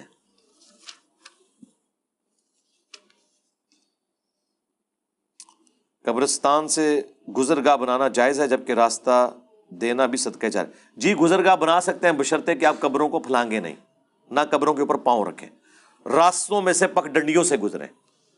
کیونکہ صحیح مسلم میں حدیث ہے کوئی شخص قبر پر بیٹھے، یہ اس سے بہتر ہے کہ وہ شخص آگ کے انگاروں پر بیٹھے اور اس کا جسم کھال اور کپڑے جل جائیں، وہ کم عذاب ہے. اس سے بڑا عذاب اس شخص کے لیے جو کسی مسلمان کی قبر کے اوپر پاؤں رکھتا ہے یا بیٹھتا ہے. تو قبرستان سے گزرتے ہوئے خیال رکھیں کہ جہاں راستہ ہو وہاں سے گزریں، قبروں کو پھلانگ کے یا اس کے اوپر پاؤں رکھ کے نہیں گزر سکتے. اکثر سنتے ہیں کہ رزق عورت کے نصیب کا ہوتا ہے اور اولاد مرد کے قسمت کی ہوتی ہے. اور سنتے ہیں کیا کوئی قرآن حدیث ہے یار؟ قسمت وہی ہے جو اللہ نے آپ کے لیے مقدر کی ہے. سورہ شورى میں ہے اللہ جسے چاہتا ہے بیٹے دیتا ہے، جسے چاہتا ہے بیٹیاں دیتا ہے، جسے چاہتا ہے دونوں دیتا ہے، جسے چاہتا ہے بے اولاد رکھتا ہے. یار نبی الاسلام کی ساری بیویاں بے اولاد ہیں سوائے سیدہ ختیجہ کے، یا ایک ماریہ قبطیہ سے ابراہیم پیدا ہوئے، باقی ساری بیویاں بے اولاد ہیں. کیا ان عورتوں کی خواہش نہیں تھی کہ ان کی اولادیں ہوتی؟ حالانکہ حضور کی وفات کے بعد انہوں نے اتنے سال زندگی بغیر خاوند کے گزارنی تھی. آپ ذرا حضرت عائشہ کی زندگی کو امیجن کریں، اکیلی عورت 47 سال تک ایک حجرے میں رہی ہے، کتنی مشکل زندگی تھی ان کی. اگر یہ ٹائٹل ملا ہے نا کہ امت کی ماں ہے تو قربانی بھی دیکھیں پھر کس لیول کی ہے. یہ کہنا آسان ہے، ایک جوان عورت بیوہ ہو جائے اور پھر 47 سال تک اس غم میں رہے اور اس حجرے میں کہ جس کے ایڈجسٹنٹ کمرے میں اس کے خاوند جو پیغمبر بھی ہے اس کی قبر بھی ہو، اس کے باپ کی قبر بھی ہو. آپ اس تکلیف کا اندازہ کر سکتے ہیں. تو یہ ایویں نہیں ٹائٹل ملا ہوا النبی اولیٰ بالمؤمنین من انفسہم وازواجہم امہاتہم. رضی اللہ عنہم اجمعین وعلیہم السلام اجمعین۔ کیا عید والے دن گلے ملنا بدعت ہے؟ کوئی بدعت نہیں میرے بھائی، یہ سب کلچرل چیزیں ہیں۔ اس طرح کی عیدی لینا دینا، شادی کے موقع کے اوپر کسی دولہا کو آپ سلامی دے دیں، یہ ساری کلچرل چیزیں ہیں، ان کا دین کے ساتھ کوئی تعلق نہیں، نہ اس کے اوپر کوئی بدعت کے فتوے لگتے ہیں۔ اسی مولوی کو جو بدعت کہہ رہا ہے نا، اس کے ہاتھ میں ایسے مٹھی میں پیسے رکھے نا، وہ نہیں کہے گا بدعت ہے۔ پیسے رکھو، ویڈیو بناؤ اور لوگوں نے دسو دیکھو جی اے پیسے لینا جڑا ہے۔ وہ بچارہ کوئی دولہا سیرا پہن کے آ جائے یا اس کے گلے میں ہار لٹکا دے، کہتے ہیں یہ ثابت نہیں ہے، اور نکاح خواں کو مولوی کو اسی ٹائم 5,000 روپیہ دیں تو ثابت ہے۔ اندازہ کرو یار۔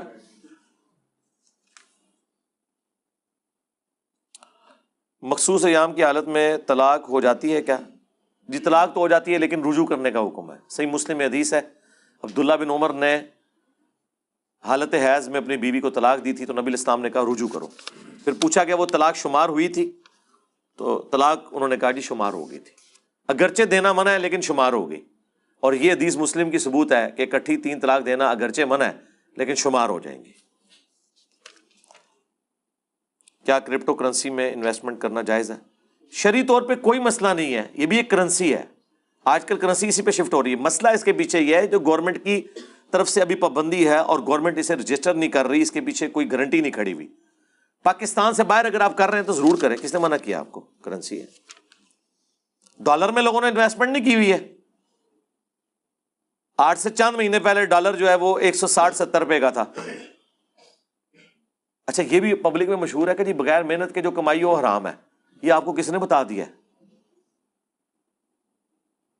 میری شادی کے وقت میرا خیال ہے بمشکل 10-15 ہزار پہ تولہ سونا تھا، آج 1,30,40 پہ پہنچا ہوا ہے۔ گھر بیٹھے ہوئے سونے کی اتنی قیمت چڑھ گئی تو میں کہوں گا وہ حرام ہو گیا؟ نہیں، یہ پتہ پلاٹ آپ نے خریدا 10 لاکھ کا، پراپرٹی کی قیمت چڑھ گئی وہ 1 کروڑ کا ہو گیا تو وہ بغیر محنت کا ہی ہوا ہے نا، حرام ہو جائے گا؟ یہ پتہ نہیں کنے ایویں عجیب و غریب بات ہے۔ آپ نے کہا 4 دن قربانی والی حدیث ضعیف ہے، اس کی نمبرنگ بتا دیں۔ اس کے اوپر میرا پورا آپ کلپ دیکھ لیں، اس کے اوپر میں نے جو دلائل بیان کیے ہیں وہ آپ دیکھ لیں۔ یہ حدیث جو ہے وہ مسند احمد کے اندر اور باقی کتابوں کے اندر موجود ہے۔ امت کا اتفاق ہے کہ قربانی 3 دن ہے۔ الموطا امام مالک میں واضح موجود ہے، عبداللہ بن عمر کہتے ہیں گولڈن چین کے ساتھ کہ قربانی عید کے بعد 2 دن تک درست ہے۔ صرف امام شافعی کا اختلاف ہے اس معاملے میں، باقی سب کے سب 3 دن کے قائل ہیں، سنی ہو شیعہ ہو 3 دن کے قائل ہیں۔ اہل حدیث کی چونکہ ٹسل چلتی ہے حنفیوں کے ساتھ، اس لیے انہوں نے 4 دن کا، ورنہ اہل حدیث کے بھی جو بڑے علماء شیخ زبیر لزئی صاحب وہ بھی 3 دن کے قائل ہیں، اور انہوں نے باقاعدہ اس کے اوپر مضمون لکھا ہے۔ اس کے اوپر آپ میری ویڈیو دیکھ لیں، قربانی کے اوپر میری مجلس 124 تفصیلی 50 سوالات ہیں، اس کے کلپ لاکھوں لوگوں نے دیکھے ہیں، وہ آپ دیکھ لیں۔ What is your stance on Hamza Ali Basi's statement on Jesus علیہ السلام and arrival of Mahdi؟ غلط ہے میرے بھائی۔ حمزہ علی باسی صاحب تو خود متاثرین غامدی صاحب کی سے ہیں۔ ہم نے تو جاوید احمد غامدی صاحب کو اس حوالے سے جواب دیا ہوا ہے، نزول مسیح اور حیات مسیح، میری ویڈیو دیکھیں، ایک ایک چیز میں نے قرآن سے ثابت کی ہے الحمدللہ، احادیث تو بعد میں بیان کی ہیں۔ تو موقف غلط ہے جی ان کا۔ اگر پاکستان کے معاشی حالات کو مد نظر رکھیں اور ڈالر خرید کر رکھنا ذخیرہ اندوزی میں آتا ہے؟ ذخیرہ اندوزی صرف وہ چیز ہوتی ہے جو بیسک نیڈ ہے، مثلا گندم ذخیرہ کر لینا، آلو ذخیرہ کر لینا، کھانے پینے کی چیزیں وہ جو بنیادی نیڈ کی ہیں۔ ڈالر آپ جتنا مرضی ذخیرہ کریں، آپ کو کسی نے منع کیا ہے؟ سونا ذخیرہ کریں، یہ بیسک نیڈ کی چیز نہیں ہے۔ ڈالر کو کھاتا تو نہیں ہے نا، یہ آپ کا بلکہ رائٹ ہے کہ آپ کریں، کیونکہ پیسہ ڈی ویلیو ہو رہا ہے، آپ نے زکوٰۃ بھی دینی ہے۔ دیکھیں ایک بندے کے پاس بینک میں 1 لاکھ روپیہ رکھا ہوا تھا، یہ دنیا کے کسی ملک میں ہوتا ہے کہ سال کے بعد اس کی قیمت 50,000 رہ جائے؟ یار کتنا بڑا ظلم ہے۔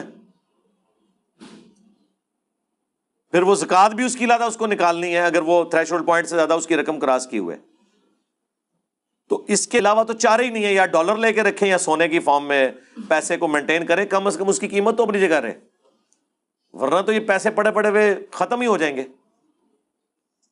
یا پلاٹ لے لیں، لیکن زکوٰۃ بہرحال ہر صورت میں دینی ہوگی۔ کیا سفر میں جب نماز ادا کرتے ہیں تو ہر نماز کے بعد سنت اذکار کریں؟ سنت اذکار کرنا عام حالت میں بھی میرے بھائی کو فرض تو نہیں ہے، سنت اذکار ہے. آپ پاس ٹائم تھوڑا ہے تو آپ آیت الکرسی کا وظیفہ کر لیں، اور اللہ اکبر، اللہم انت السلام منک السلام تبارک یا ذا الجلال والاکرام، اور استغفر اللہ، اور آخری 3 سورتیں پڑھ لیں. بس یہ وظیفے کافی ہیں. باقی جتنا گڑ ڈالیں گے اتنا میٹھا ہوگا. آپ کے آفیشیل یوٹیوب چینل سے ایک ہی کمنٹ کاپی پیسٹ ہوتا ہے جس سے چینل کا امپریشن پر فرق پڑتا ہے. اس کی وجہ یہ ہے کہ ہم نے ایک ہی کمنٹ کرنا ہوتا ہے جس کے اندر ہر چیز کور ہو. آپ لوگوں کے شر سے بچتے ہیں نا، ہر جگہ اگر ڈیفرنٹ کمنٹ کریں گے تو کوئی نہ کوئی آپ غلطی نکال لیں گے. تو اس کے لیے پھر غلطی سے بچنے کے لیے نا ایک ہی سلوگن، جس طرح آپ کو رٹایا ہوا ہے نا جناب، پیچھے سے امام دے منہ طرف خانہ کعبہ شریف، تاکہ غلطی نہ ہوئے. تو اس لیے یہ کاپی پیسٹ ایک ہی کمنٹ کیا ہوا ہے جو ہمارا سلوگن ہے. سلوگن یہ ہے کہ آپ نے فرقہ واریت سے ہٹ کے دین کی دعوت کرنی ہے اور سچ بولنا ہے، اور سچ بولنے والے کو سلام ہے ہماری طرف سے. یہ ہمارا سلوگن ہے، یہ بار بار ہم نے یہی پیش کرنا ہے. ٹھیک ہے.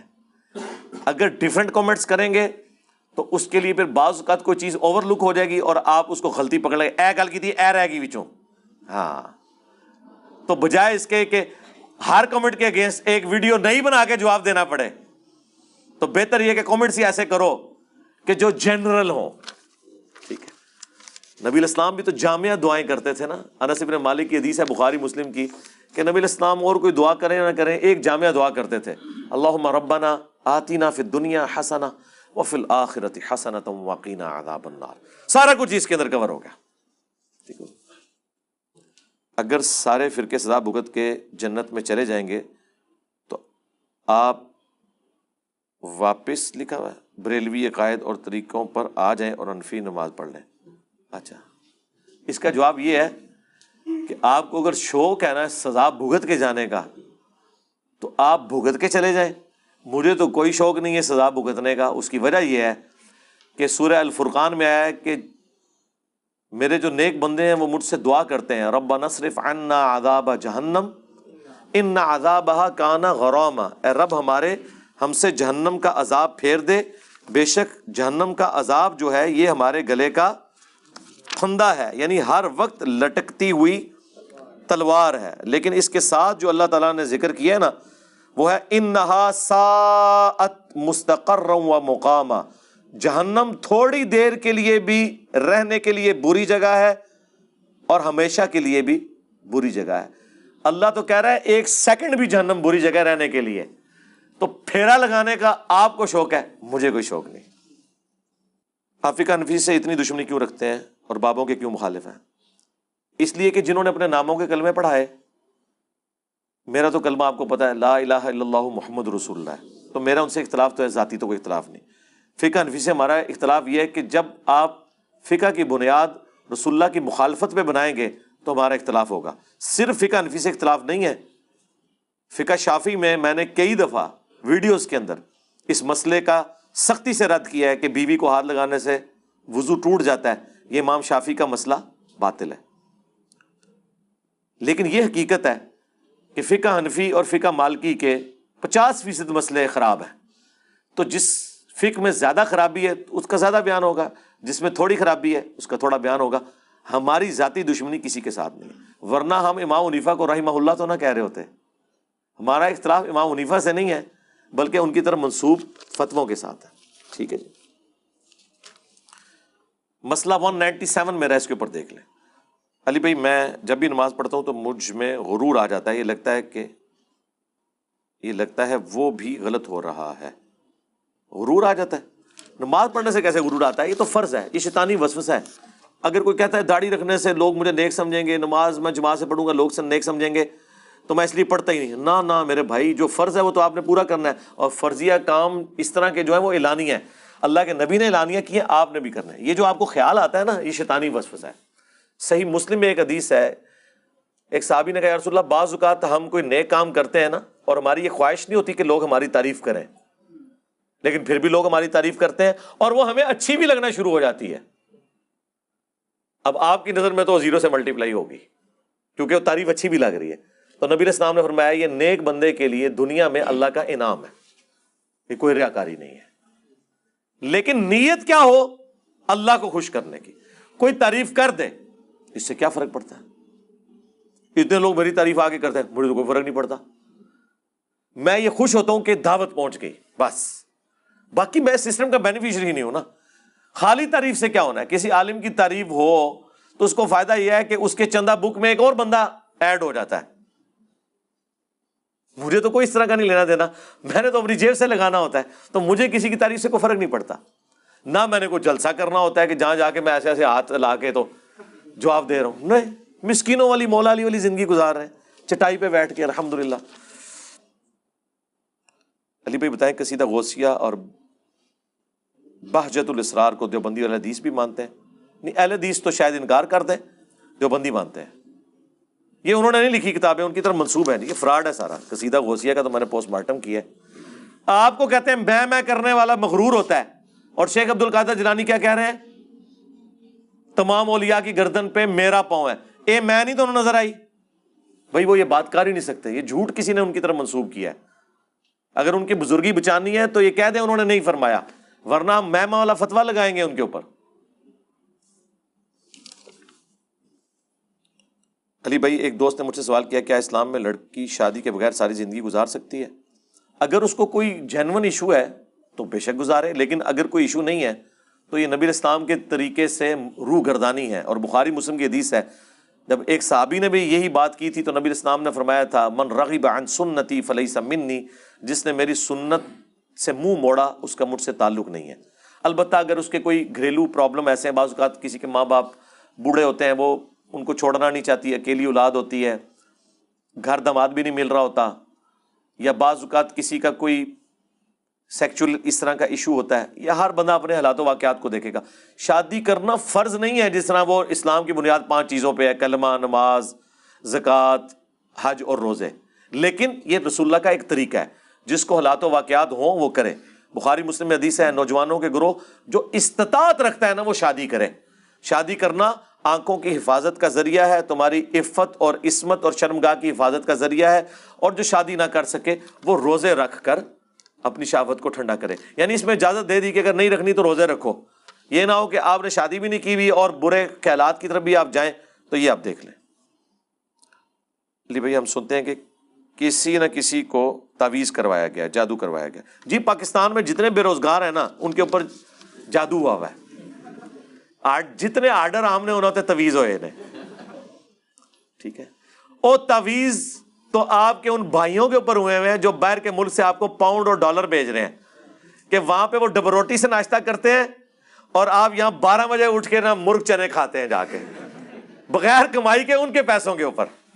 تو تعویذ تو ان کے اوپر ہوئے ہیں کہ محنت بیچارے وہ کرتے ہیں, کھا رہے آپ کے اوپر کون سا تعویذ ہوا ہے؟ تو آٹھی سے موجہ لگی ہے نے, ٹھیک ہے. جو امام کی پیروی کے بغیر مرا وہ جہالت کی موت مرا. اس سے مراد کیا 4 امام ہے؟ نہیں, اس سے مراد 4 امام نہیں, اس سے مراد امام سے مراد ہے خلیفہ وقت جس کی بیعت کی جاتی ہے. 4 اماموں کی تو بیعت آپ نے کی بھی کوئی نہیں ہوئی ہے. حنفیوں نے کہا امام حنیفہ کی بیعت کی ہوئی ہے. تو اس سے مراد ہے خلیفہ راشد, اس کی بیعت. تو آج کل تو خلافت نہیں ہے, لہٰذا یہ آج کے لیے obsolete ہے یہ چیز. جب خلافت ہوگی تو اس وقت خلیفہ کی بیعت کرنا ضروری ہے. شادی کے بعد بیوی اپنا رزق لے کر آتی ہے, رزق بڑھ جاتا ہے, یہ کہاں تک درست ہے؟ واللہ عالم جی. باقی وہ روایت جھوٹی ہے کہ وہ ایک غریب تھا, حضور نے کہا شادی کر اور غریب ہو گیا, کیا دوسری شادی کر اور غریب ہو گیا, تیسری چوتھی جا کے امیر ہو گیا. اور خدا تھا نہ آ جائے, ٹھیک ہے. آج کل تو ایک بیوی اور ایک بچے کا خرچہ اٹھانا مشکل ہوا ہے. اس طرح کی غیر علمی اور جذباتی باتیں کرنا, یہ آپ کون سا اسلام پیش کر رہے ہیں؟ اسلام نے ایسی کوئی بات نہیں کی ہوئی ہے, یہ آپ کی منہ شگافی ہیں, اس کے سوا کچھ نہیں ہے. ٹھیک ہو گیا. تو اسلام نے, ہاں جی, یہ آپ کا پورا تھدا میں نے فارغ کیا ہے جی. کوئی بندہ ایسا ہے جس نے پرچی لکھ کے دی ہو, اے نہیں کہ ہوں بہ کے لکھی ہوئے کوئی مولویاں لا ہلا نہ کری ہو اور میں نے نہ پڑھی ہو, ایسا نہیں ہوتا. اللہ کا شکر ہے. کہتے ہیں جی پہلے دے سوال لکھے ہوندے نے, اوے تواڈے مولوی میری ویڈیو دیکھ کے انہوں ریپروڈیوس نہیں کر سکتے اس طریقے نال، پہلے کے لکھے ہوتے ہیں۔ علی بھائی کیا ہم رحیم یار خان میں ایسی اکیڈمی بنا سکتے ہیں جہاں دعوت کا کام کریں؟ جی ضرور بنائیں جناب، کس نے منع کیا ہے؟ لیکن ہمارے ساتھ نہ کوئی منسوب کریں کہ برانچ ہے اس کی، ہاں وہ آپ خود کریں دین کا کام۔ ہماری نہ کوئی چندہ بک ہے، نہ کوئی فرقہ ہے، نہ کوئی مسجد ہے، نہ کوئی برانچ ہے، خود کریں، آپ نے خود کام کرنا ہے۔ علی بھائی میں لاہور سے آیا ہوں، آپ سے 15-20 منٹ اکیلے تو میرے بھائی بیوی کے ساتھ میں 15-20 منٹ بیٹھنا مشکل ہے، اکیلے بیٹھنا۔ پرچی لکھو۔ قبرستان میں آپ نے بتایا کہ قبر پر بیٹھنا آگ پر بیٹھنے سے زیادہ خطرناک ہے۔ آج کل میں دیکھتا ہوں قبرستان مٹی ڈال کر دوبارہ قبریں بنانا شروع کرتے ہیں، پہلے والے راستوں کے علاوہ قبرستان میں راستے بن جاتے ہیں جب ہم، ہاں تو وہ غلط ہو رہا ہے نا میرے بھائی، اگر کہیں سے قبر کے آثار مٹ گئے ہوئے ہیں وہاں پہ راستہ نہیں بنانا چاہیے۔ میں نے تو صرف یہ بتانا ہے کہ یہ کام غلط ہے، غلط ہو رہا ہے، وہ آپ حکومت وقت کو بتائیں، انتظامیہ کو بتائیں، مجھے تو نہ بتائیں۔ میں نے تو آپ کو ان پرنسپل بتانا ہے۔ اگر آپ کو پتا تھا کہ یہ گزرگاہ ایسی جگہ پہ بنی ہے کہ جہاں پہ قبرستان تھا، آپ اس راستے سے نہ گزریں، آپ کو تو پتا ہے نا، یہ آپ کی ذمہ داری ہے۔ اب یہ نہیں ہے کہ ایک بندے نے غلط کام کر دیا تو آپ اس کو پریکٹس کرتے رہیں گے، نہیں، یہ کام نہ کریں۔ نماز قضا جو ہے اس کو ٹھیک طریقے سے ادا کرنے کا طریقہ دیکھیں۔ نماز قضا کرنا، اس کے لیے ٹرم یوز ہوتی ہے قضائے عمری۔ یوٹیوب پہ میری ایک ویڈیو دیکھ لیں، قضائے عمری کا طریقہ۔ ایک تو وہ قضائے عمری انہوں نے ایک جعلی نماز 4 رکعت والی بنائی ہوئی ہے جمعۃ الوداع کے دن، کوئی ثابت نہیں۔ ایک یہ بنایا ہوا ہے کہ آپ نے بالغ ہونے سے لے کر توبہ کرنے تک سارے سال گننے ہیں، اس کے دن گننے ہیں، پھر اس کو 5 سے ضرب دینی ہے۔ انہوں بیچارہ شروع ہی کر بیٹھا نماز، انہوں پہلے ایڈی لمبی ضرب تقسیم دس رہے ہو کہ وہ آندہ ہو بیچارہ مرتے دم تک نمازیں ہی پڑھتا رہے۔ بھئی آپ نے توبہ کر لی، اسی دن ہی آپ صحیح معنوں میں مسلمان ہوئے ہیں۔ اب اس کے بعد نمازیں شروع کر دیں، جو گزر چکی توبہ کافی ہے۔ اب ساتھ ساتھ جو نمازیں قضا ہوں وہ آپ ساتھ ساتھ پڑھتے جائیں، وہ جس وقت آپ کو ٹائم ملے، یعنی کوئی فجر کے وقت نہیں اٹھ سکا تو ظہر کے ساتھ پڑھ لے، ظہر کی رہ گئی عصر کے ساتھ پڑھ لے، لیکن رہے نا مجبور اگر رہ گئی، پرانی جو ہوئی وہ معاف، لیکن ساتھ ساتھ جو ہوں گی وہ آپ نے کرنی ہے۔ وہ بخاری مسلم میں حدیث ہے، جو شخص سویا رہ جائے یا بھول جائے، جیسے اسے یاد آ جائے وہ والی نماز پڑھ لے، اس کے لیے وہی نماز کا وقت ہے، ٹھیک ہے۔ باقی آپ میری ویڈیو دیکھ لیں قضائے عمری کا طریقہ۔ دربار پر جا سکتے ہیں جب انہیں کہو کہ اللہ کے نام کا دو تو یہ کہتے ہیں کہ آپ کے دادا کا سالانہ ہوتا ہے، وہ بھی تو ان کے نام کا ہے۔ یہ تو بڑی چھوٹی بات کی ہے، آپ قربانی کا بکرا لے کے آئے نا، وہ کہتے ہیں نہیں اس بکرے کو آپ یہ تو نہیں کہتے اللہ کا بکرا ہے، آپ یہ کہتے ہیں یہ فلاں کا بکرا ہے، تو اس پہ بھی تو غیر اللہ کا نام بولا جا رہا ہے۔ یہ وہی ہے تراوی وی، الفاظ سیم کر کے آپ چیزیں ثابت کر رہے ہیں۔ قرآن میں ہے جس کے ذبح کے وقت غیر اللہ کا نام لیا جائے، اس سے مراد یہ ہے کہ جو آپ ذبح کر رہے ہیں نا اس وقت تکبیر کس کے نام کی پڑھ رہے ہیں؟ اس جانور کی جان لیتے وقت تو وہ تو ہم بسم اللہ اللہ اکبر پڑھتے ہیں نا، صحیح مسلم میں یہ آئی ہے تکبیر، سنی شیعہ دونوں یہی پڑھتے ہیں۔ یا دوسری چیز، یہ کس کو خوش کرنے کے لیے کر رہے ہیں؟ تو اللہ کو۔ مسند احمد میں حدیث ہے جس نے دکھلاوے کے لیے نماز پڑھی اس نے شرک کیا۔ نماز تو اللہ کی ہوتی ہے، شرک کہاں سے ہو گیا؟ ریاکاری۔ جس نے دکھلاوے کے لیے روزہ رکھا اس نے شرک کیا۔ جس نے دکھلاوے کے لیے صدقہ کیا شرک کیا۔ تو قربانی کیا ہوتی ہے؟ اللہ کی راہ میں صدقہ ہے، ایک نیکی ہے نا، صدقہ تو کوئی بھی نیکی وہ صدقہ ہے۔ تو جو بھی غیر اللہ کی رضا کے لیے کام کیا جا رہا اسے خوش کرنے کے لیے، کوئی بندہ ماں باپ کے صالح ثواب کے لیے غریبوں کو کھانا کھلاتا ہے، وہ ماں باپ کو خوش نہیں کر رہا ہوتا، وہ اللہ کو خوش کرتا ہے کہ یا اللہ اس کے بدلے میرے ماں باپ کی مغفرت کر دے یا میرے ماں باپ کے درجات بلند کر دے۔ اس حوالے سے اگر آپ نے 11ویں کرنی ہے نا کہ اے اللہ یہ میں نے تیرے نام کا بکرا دیا، اس کی وجہ سے عبد القادر جیلانی کے گناہ معاف کر دے، مہربانی کر کے اس کو معاف کر دے، تو میں بھی 11ویں دینے سے تیار ہوں۔ کرو نا ہمت ہے۔ تسی یہ کہندے ہو مجھاں دودھ نہیں دین گیاں، اور تواڈے کسی بابے دی مجھ اتنا دودھ نہیں دیندی جتنی آسٹریلین گائے دودھ دیتی ہیں۔ این کمپیوٹر جو نکلی ہیں نا وہ گاواں، ایک سائز کی گائیں، بکریاں اتنی اتنی خوبصورت، وہ کس دربار پہ جاتی ہیں؟ ہاں، سارے بابے رل کے نا ان کے دودھ خوش کر کے بتاؤ پھر منیں گے، اور آپ کے ماننے والے تو ان سے بھیک مانگتے پھر رہے ہیں، تسی کے خوش کرنا ہے، تسی آپ خشک ہو گئے ہو، تسی بس کہہ سکتے ہو آیا جے گوری، ہاں کوئی نہیں آندا، کدھر نہیں آندا، یہ ساری کہانیاں نے۔ نعرے دیکھیں اس طرح کے نعرے لگا رہے ہوتے ہیں جناب، پاگل بنایا ہوا ہے عوام کو، بت بنایا ہوا ہے جناب ہم جا کے جناب فلاں جگہ پہ جھنڈا لہرا دیں گے، یہ کر دیں گے، وہ کر دیں گے، ہاں، اللہ ہدایت دے جی۔